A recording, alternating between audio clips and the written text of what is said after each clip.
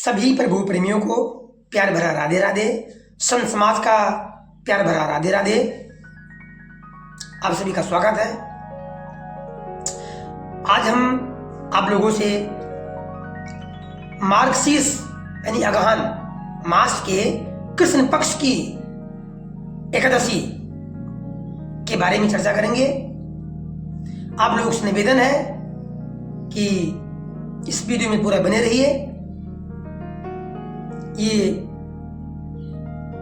एकादशी का महत्व कथा कब है, 26 नवंबर को है या फिर 27 नवंबर को, इसका पारण कब है, कथा क्या है, और कथा मात्र सुनने से जो प्रभु की भक्त हैं मात्र कथा सुन ले तो क्या होता है, इसका पुण्य क्या मिलता है, इसके बारे में चर्चा करने वाले हैं। आपसे निवेदन है कि पूरी वीडियो में बने रहिए, पूरा वीडियो देखिए, तभी पूरी कथा आपको समझ में आएगी। वैसे एक बात जान लीजिए कि किसी भी भक्त के मन में, प्रभु के सेवक के मन में कथा सुनने की इच्छा प्रबल होती है, सुनने की इच्छा होती है, तो समझना चाहिए कि प्रभु की कृपा आप पर है। और ये जो मार्गशीर्ष की कृष्ण पक्ष की एकादशी है, इसी एकादशी से इस व्रत का प्रारंभ करना चाहिए, उठाना चाहिए। जिस किसी भी प्रभु के सेवक को, प्रभु की भक्त को, किसी मनुष्य को यदि एकादशी का व्रत करना है तो उत्पन्ना एकादशी के दिन से आरंभ करना चाहिए, क्योंकि मार्गशीर्ष के कृष्ण पक्ष की जो एकादशी है उसका नाम है उत्पन्ना एकादशी, क्योंकि एकादशी मैया, एकादशी माता आज के दिन यानी मार्गशीर्ष कृष्ण पक्ष एकादशी के दिन उत्पन्न हुई थी। कैसे उत्पन्न हुई थी, इसकी पूरी कथा क्या है, आइए श्रवण करते हैं। बस निवेदन आपसे इतना ही है कि पूरा वीडियो देखिए, तभी कथा का आनंद आप लोगों को मिल पाएगा। और जो व्रत नहीं रह सकते हैं, मात्र कथा सुने तो उससे क्या होता है, 10,000 गोदान का फल मिलता है, और कुल तो कुल प्रभु भी प्रसन्न रहते हैं मात्र कथा सुनने से। तो आइए श्रवण करते हैं। धर्मराज युधिष्ठिर कहने लगे, हे भगवान, हे मधुसूदन, हे केशव, हे कान्हा, मैंने कार्तिक शुक्ल एकादशी अर्थात प्रबोधिनी एकादशी का सविस्तार वर्णन सुना, जो आपने मुझे सुनाया। अब आप कृपा करके मुझे मार्गशीर्ष यानी अगहन माह के कृष्ण पक्ष की एकादशी के विषय में बताइए। इस एकादशी का नाम क्या है, इसके व्रत का विधान क्या है, इसकी विधि क्या है, और इसका व्रत करने से किस फल की प्राप्ति होती है, कृपा करके सब विस्तार पूर्वक बताइए। भगवान श्री कृष्ण बोले, मार्गशीर्ष के कृष्ण पक्ष में आने वाली इस एकादशी को उत्पन्ना एकादशी कहा जाता है। ये व्रत शंखोद्गार तीर्थ में स्नान करके भगवान के दर्शन करने से जो फल प्राप्त होता है उसके बराबर पुण्य मिलता है। व्रत करने वाले भक्त को चोर, पाखंडी, परिस्त्रीगामी, निंदक, मिथ्याभाषी तथा किसी भी प्रकार की पापी से बात नहीं करना चाहिए। कुल मिलाकर के सावधानी बरतनी है। जिस दिन आप इस व्रत को रखें, कम बोले, मृदुभाषी बोले, इसका महात्म्य मैं तुमसे कहता हूं। हे युधिष्ठिर, ध्यानपूर्वक सुनिए, और आप भी प्रभु की भक्त, प्रभु की प्रेमी, आपसे भी निवेदन है कि आप भी इस कथा को ध्यानपूर्वक सुने, क्योंकि कथा सुनने मात्र से ही क्या होता है, प्रभु प्रसन्न होते हैं, और प्रभु प्रसन्न होते हैं और क्या होता है, 10,000 गौ का दान करने से जो फल मिलता है वो आपको मिलेगा, मात्र कथा सुनने से। युधिष्ठिर कहने लगे, हे भगवान, हे मधुसूदन, हे केशव, आपने 1000 यज्ञ और लाख गोदान को भी एकादशी व्रत के बराबर नहीं बताया। सो यह तिथि सब तिथियों से उत्पन्न कैसे हुई? सो यह तिथि सब तिथियों से उत्तम कैसे हुई? विस्तार से बताइए। भगवान कहने लगे, हे युधिष्ठिर, सतयुग में मुर नाम का दैत्य यानी राक्षस उत्पन्न हुआ। मुर नाम का दैत्य उत्पन्न हुआ। वो बड़ा बलवान और भयानक था। उस प्रचंड दैत्य ने इंद्र, आदित्य, वसु, वायु, अग्नि आदि सभी देवताओं को पराजित करके भगा दिया। कथा आरंभ हो चुकी है। आप लोगों से निवेदन है कि कथा विस्तार से हो रही है, ध्यान से सुनिए, तभी प्रभु की भक्ति आपके अंदर प्रवेश होगी और प्रभु की कृपा प्राप्त भी होगी। उस प्रचंड दैत्य ने इंद्र, आदित्य, वसु, वायु, अग्नि आदि सभी देवताओं को पराजित करके भगा दिया। तब इंद्र सहित सभी देवताओं ने भयभीत होकर भगवान शिव से सारा वृत्तांत का सुनाया और बोले, हे कैलाशपति, मुर्दैत्य से भयभीत होकर सब देवता मृत्यु लोक में फिर रहे हैं।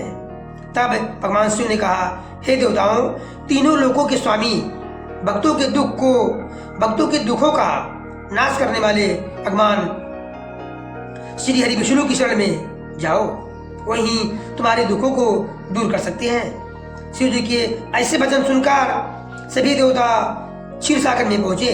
वहां भगवान को शयन करते देख हाथ जोड़कर उनकी स्तुति करने लगे कि हे देवताओं के द्वारा स्तुति करने योग्य हे प्रभु, आपको बारंबार नमस्कार है। देवताओं की रक्षा करने वाले हे मधुसूदन, आपको नमस्कार है। आप हमारी रक्षा करें। दैत्यों से भयभीत होकर हम सब आपकी शरण में आए हुए हैं। आप इस संसार के कर्ता, माता पिता, उत्पत्ति और पालन करता और संहार करने वाले हैं। सबको शांति प्रदान करने वाले हैं। आकाश और पाताल भी आप ही हैं। सबके पितामह ब्रह्मा, सूर्य, चंद्र, अग्नि, सामग्री, होम, आहुति, मंत्र, तंत्र, जप, यजमान, यज्ञ, कर्म, कर्ता, भोक्ता भी आप ही हैं। अतः हमारी रक्षा कीजिए। आप सर्वव्यापक हैं। आपके सिवा तीनों लोकों में चर तथा अचर कुछ भी नहीं है। हे भगवान, दैत्यों ने हमको जीतकर स्वर्ग से निकाल दिया है, स्वर्ग से भ्रष्ट कर दिया है, और हम सब देवता इधर उधर भागे भागे फिर रहे हैं। आप उन दैत्यों से हम सबकी रक्षा करें। इस प्रकार सभी देवता श्री हरि भगवान विष्णु से प्रार्थना निवेदन कर रहे हैं। मुझे उम्मीद है कि आप सभी लोग पूरी कथा सुन रहे हैं और यहाँ तक आ चुके हैं, तो निवेदन है कि पूरी कथा अवश्य सुने, तभी पूरी कथा का फल आपको मिलेगा। इंद्र के ऐसे वचन सुनकर भगवान विष्णु कहने लगे कि हे इंद्रदेव, ऐसा मायावी दैत्य कौन है जिसने सब देवताओं को जीत लिया है? उसका नाम क्या है? उसमें कितना बल है और किसके आश्रय में है तथा उसका स्थान कहाँ है? ये सब मुझसे कहो। भगवान के ऐसे वचन सुनकर इंद्र बोले, हे भगवान, प्राचीन काल में एक नाड़ी जंग नाम का राक्षस था। उसके महापरिक्रमी और लोक विख्यात मुर नाम का एक पुत्र हुआ। उसकी चंद्रावती नाम की नगरी है। उसी ने सब देवताओं को स्वर्ग से निकालकर वहां अपना अधिकार जमा लिया है। उसने इंद्र, अग्नि, वरुण, यम, वायु, ईश, चंद्रमा, नैऋत्य आदि सबके स्थान कर सबके स्थान पर अधिकार कर लिया है।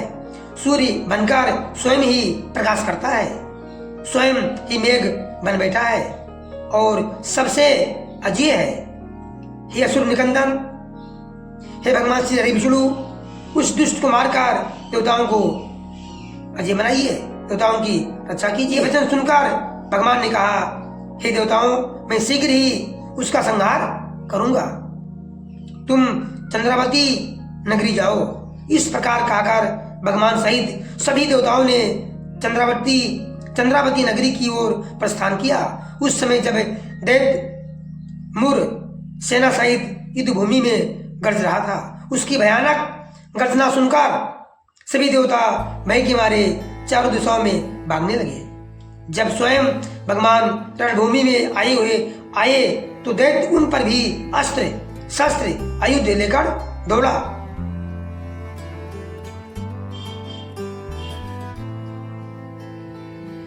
भगवान ने उन्हें सब के समान अपने बाड़ों से बीध डाला। बहुत से दैत्य मारे गए, केवल मुर बचा रहा। वो अविचल भाव से भगवान के साथ युद्ध करता रहा। भगवान जो भी तीक्ष्ण बाण चलाते वह उसके लिए पुष्प सिद्ध होता। उसका शरीर छिन्न भिन्न हो गया, किंतु वो लगातार युद्ध करता रहा। दोनों के बीच मल्ल युद्ध भी हुआ। 10,000 वर्ष तक भगवान श्री हरि विष्णु और मुर दैत्य में युद्ध चलता रहा, किंतु मुर नहीं हारा। थक कर भगवान श्री हरि विष्णु बद्रिका आश्रम चले गए। वहां हेमवती नामक सुंदर गुफा थी, उसमें विश्राम करने के लिए भगवान उसके अंदर प्रवेश कर गए। ये गुफा 12 योजन की थी, 12 योजन लंबी थी और उसका एक ही द्वार था। विष्णु भगवान वहां योग निद्रा की गोद में सो गए। मुर भी पीछे पीछे वहां भी आ गया और भगवान को सोया देखकर मारने को उद्यत हुआ। जैसे ही मारने के लिए तैयार हुआ, तभी भगवान के शरीर से उज्ज्वल कांतिमय रूप वाली देवी प्रकट हुई। प्रेम से बोलिए, उत्पन्ना एकादशी मैया की जय। तभी भगवान के शरीर से उज्ज्वल कांतिमय रूप वाली देवी प्रकट हुई। देवी ने राक्षस मुर को ललकारा और युद्ध किया और उसे तत्काल मौत के घाट उतार दिया। श्री हरि विष्णु जब योग निद्रा की गोद से उठे जागे तो सब बातों को जानकर उस देवी से कहा, हे देवी, आपका जन्म एकादशी के दिन हुआ है, अतः आप उत्पन्ना एकादशी के नाम से जानी जाओगी और आपकी पूजा होगी। आज के दिन मार्गशीर्ष कृष्ण पक्ष एकादशी के दिन एकादशी मैया की उत्पत्ति हुई है, इसीलिए मार्गशीर्ष कृष्ण पक्ष की जो एकादशी है उसका नाम उत्पन्ना एकादशी ही है, क्योंकि आज के दिन एकादशी माता का प्रकट हुआ है। इसलिए आपके भक्त वही होंगे जो मेरे भक्त हैं। श्री हरि विष्णु भगवान की जय। उत्पन्ना एकादशी मैया की जय।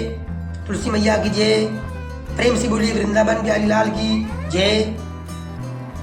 मुझे उम्मीद है कि आप लोगों को ये पूरी कथा अवश्य समझ में आई होगी। जिस प्रकार एकादशी मैया उत्पन्न हुई वो सब कथा आप लोग ध्यानपूर्वक से सुने होंगे, मुझे उम्मीद है, क्योंकि मात्र कथा सुनने से ही प्रभु प्रसन्न हो जाते हैं। इसलिए जो भी किसी वजह से भक्त एकादशी का व्रत उपवास नहीं कर सकते हैं, उन्हें मात्र कथा ही सुनना चाहिए। सभी का दिन शुभ हो, सभी की प्रभु हरि श्री विष्णु की भक्ति प्राप्त हो। जय श्रीमन नारायण। ओम नमो भगवते वासुदेवाय। प्रेम से बोलिए राधे राधे।